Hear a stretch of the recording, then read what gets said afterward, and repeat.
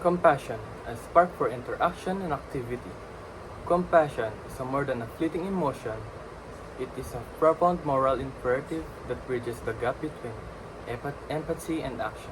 At its core, compassion involves recognizing the inherent dignity of others, understanding their pain, and responding with intentional kindness. Philosopher Karen Armstrong describes compassion as the radicalism of our time, a force that challenges apathy and compels us to reimagine our role in alleviating suffering. In my view, compassion is not passive. It is courage to sit with discomfort, to prioritize others' needs, and to actively seek justice.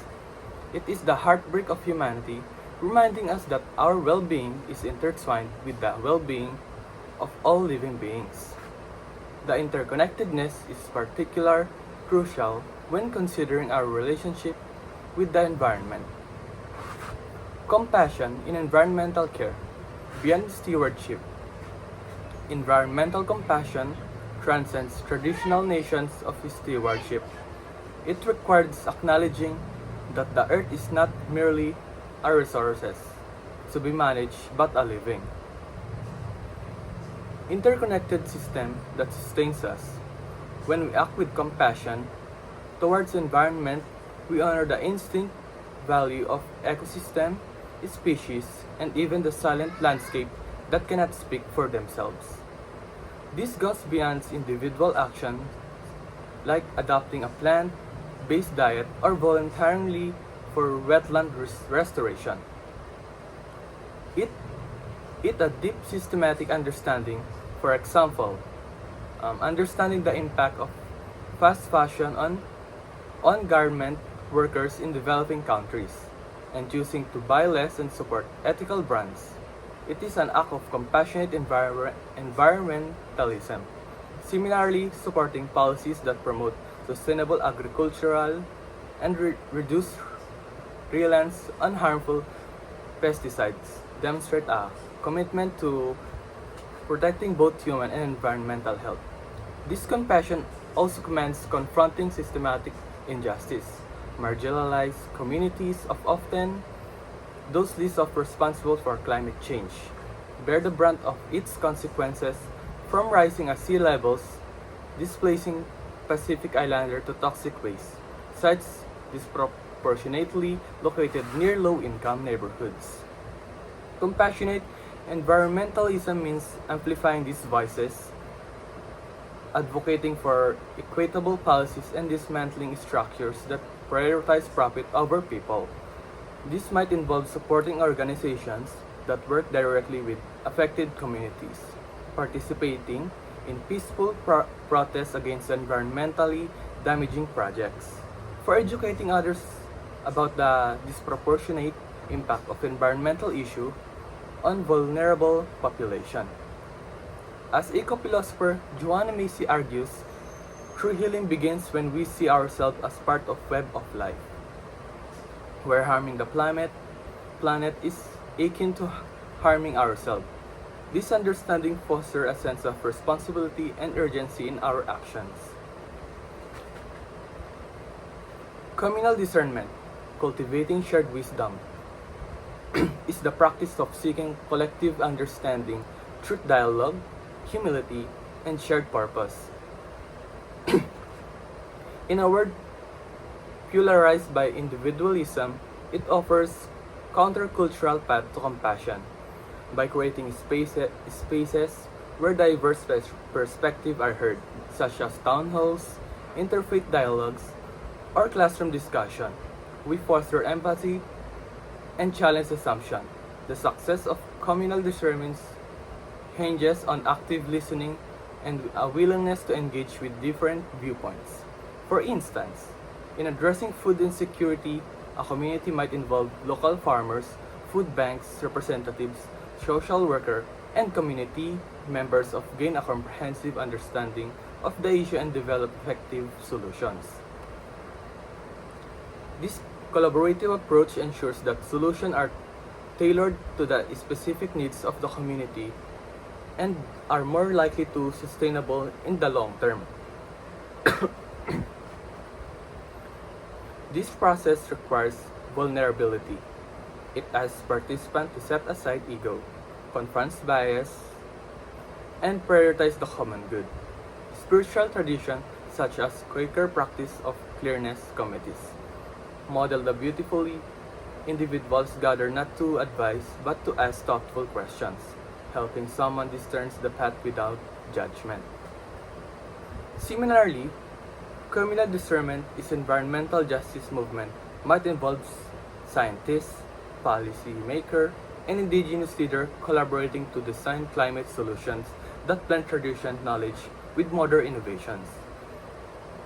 This interdisciplinary approach is essential for developing holistic and effective solutions that consider both ecological and social factors. So, compassion as long life journey. Compassion is not destination but a practice. One that demands daily commitment. It asks us to see the world through other eyes, to grieve with those who suffer, and to channel the grief into action. When applied to environmental care, it becomes a revolutionary act of love, challenging us to rethink consumption, advocate for justice, and protect the fragile beauty of our planet. Communal discernment, in turn, transforms compassion from individual virtue in a collective power, ensuring that our actions are rooted in wisdom and solidarity. The journey of compassion is a continuous process of learning, growth, and action, requiring ongoing reflection and a commitment to making a positive impact on the world around us. It is a journey that requires courage, vulnerability, and a deep commitment to justice, equality for all beings. Add more about compassion. Let's delve deeper in the multifaceted nature of compassion, exploring its various dimensions and practical applications. Beyond what we have already discussed, we can examine in the real personal relationship in the impact of social justice movements and its connection to spiritual practice. A multifaceted virtue, compassion, at its core, is an empathic response to suffering that motivates action. It's not merely feeling sorry for someone, it is a commitment to alleviate their pain. This involves understanding their experience, acknowledging their inherent worth, and acting in ways that demonstrates care and concern. However, compassion is not always easy.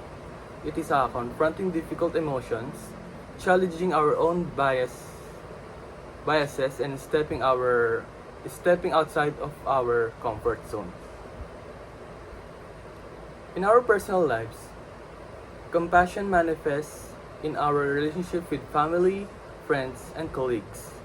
It's about offering support during difficult times, listening without judgment, and showing understanding even we disagree. It's about practicing forgiveness and both of ourselves and for others, and recognizing that everyone makes mistakes. Compassionate relationships are built on trust, empathy, and willingness to be vulnerable. They are characterized by kindness, patience, and a genuine concern for the well-being of others. Compassion plays a virtual role in social justice, like movements during movements driving individuals to fight for equality and justice. Is the empathy for the marginalized and oppressed that fuels the desire for change. Compassionate activists are motivated by the deep sense of justice and a commitment to create a more equitable world.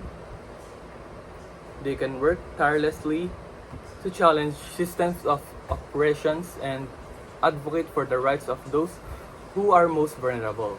Their actions are driven by a profound understanding of the suffering caused by injustice and determination to create a more just and compassionate society.